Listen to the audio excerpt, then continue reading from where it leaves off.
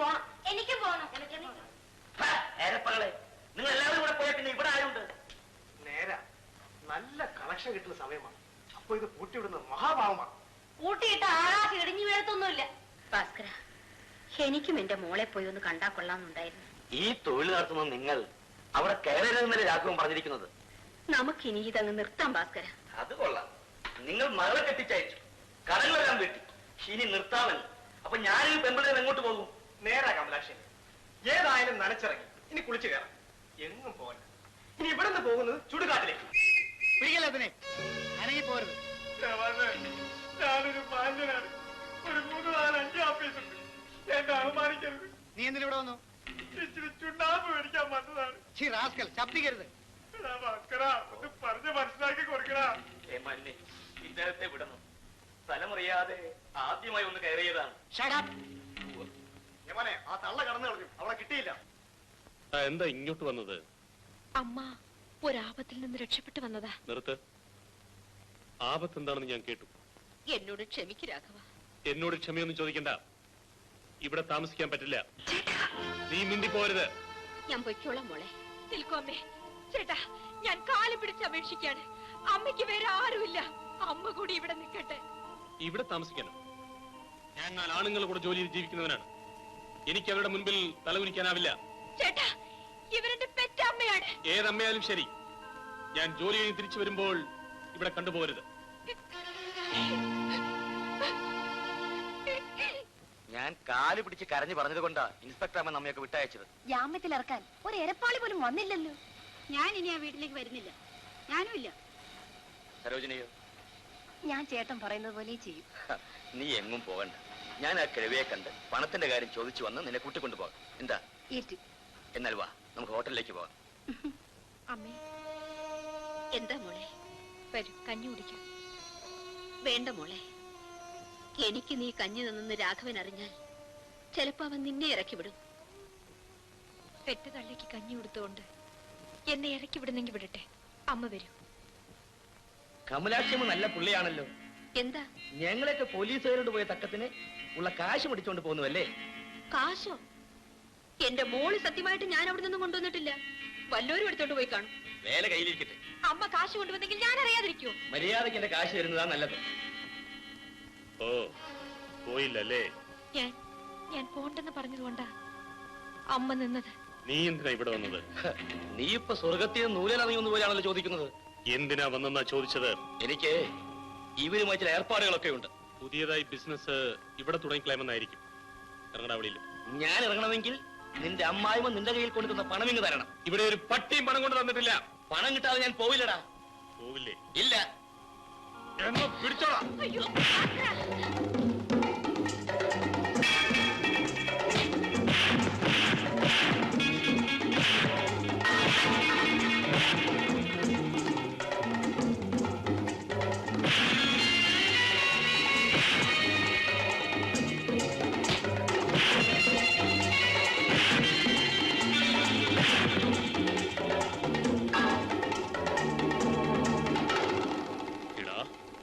ഇരുമ്പ് പിടിക്കുന്ന കൈകളാണ്.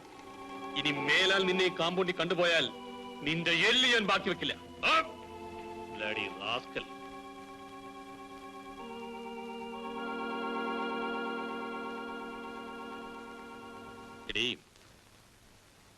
അട്ടയെ പിടിച്ച് മെത്തേ കിടത്തിയാൽ അത് കിടക്കില്ല. നീയും നിന്റെ ആൾക്കാരുമായി ഇഷ്ടം പോലെ ജീവിച്ചുള്ളൂ. ഏതായാലും എന്റെ കുഞ്ഞി ചെളിയിൽ വളരണ്ട.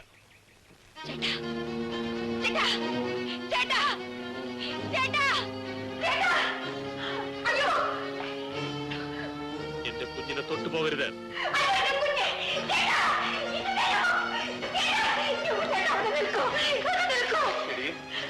ഞാനും നീയും തമ്മിൽ ഇനി യാതൊരു ബന്ധവുമില്ല. മാറി നിൽക്കും.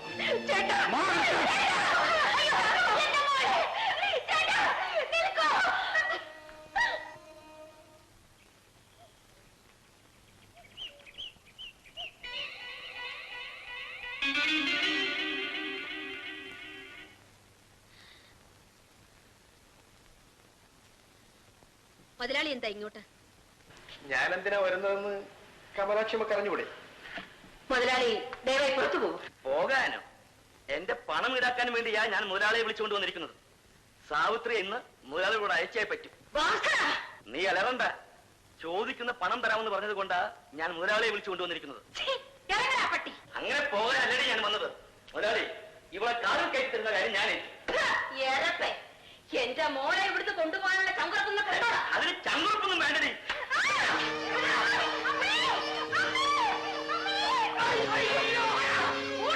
പട്ടി കഴിവാനാ പോലെ ഇവിടെ കിഴയതിനെ കൊന്നുകളയും. കൊന്നുകളയാൻ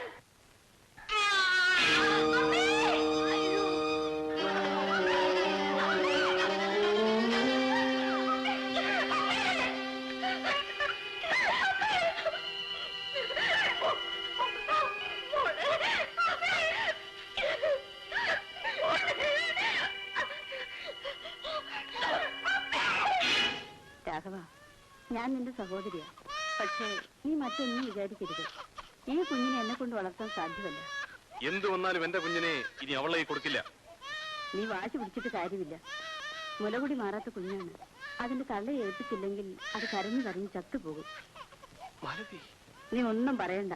വേഗം ഈ കുഞ്ഞിനെ കൊണ്ട് അതിന്റെ തള്ളയുടെ കൈ കൊടുത്തേക്കും.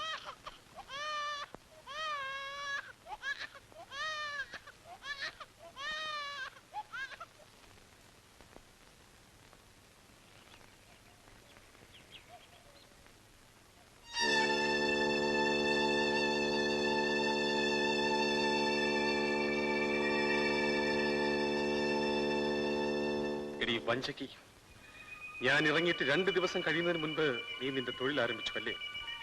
ഇനി ഒരിക്കലും ഈ കുഞ്ഞിനെ നിന്റെ കയ്യിൽ തരില്ലടി. ഞാൻ എങ്ങനെയെങ്കിലും ഇതിനെ വളർത്തും.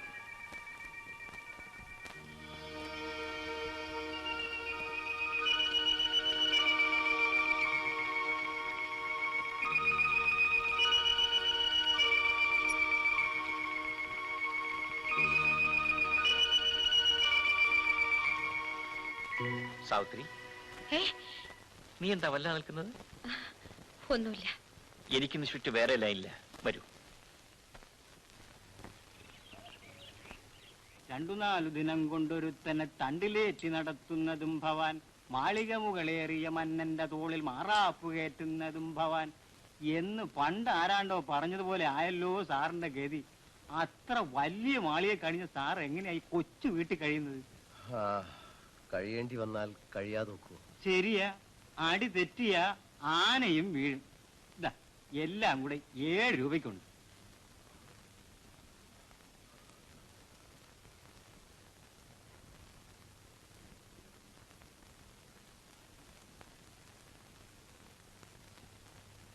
കത്രീനാക്ക് ഇന്ന് എന്നെ പോണല്ലേ? അതെ സാഹിബേ.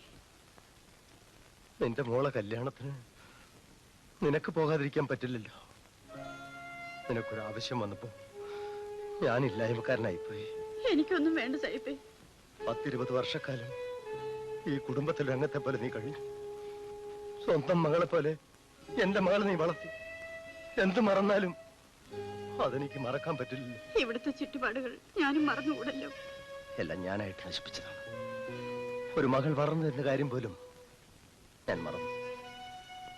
ബാലിനെ പറ്റിയും എനിക്ക് ചില കണക്കൂട്ടുകൾ ഉണ്ടായിരുന്നു. അതും തെറ്റി. ഇനി എല്ലാം പറഞ്ഞിട്ടുണ്ട് ഫലം. It is too late. Daisy, എന്താ ഡാഡി? മോളെ ആ മാലിങ്ങി തരൂ.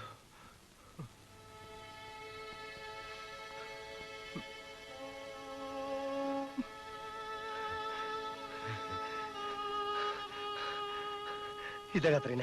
ഇല്ല സാഹിബേ, ഞാനിത് വാങ്ങില്ല. ഡെയ്സിയും എന്റെ മോളും എനിക്കൊരുപോലെയാണ്. കത്രീന, നിന്റെ മകൾക്ക് ഞാൻ തരുന്നൊരു സമ്മാനമാണിത്. ഇത് വാങ്ങൂ കത്രീന, ഇത് വാങ്ങൂ.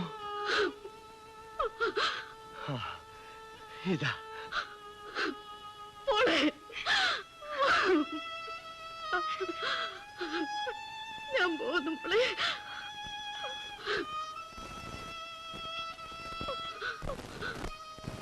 കത്രീന, നീ ഇനി വരണ്ട. സാഹിബേ, നിനക്ക് ശമ്പളം തരാൻ എനിക്ക് കഴിവില്ല.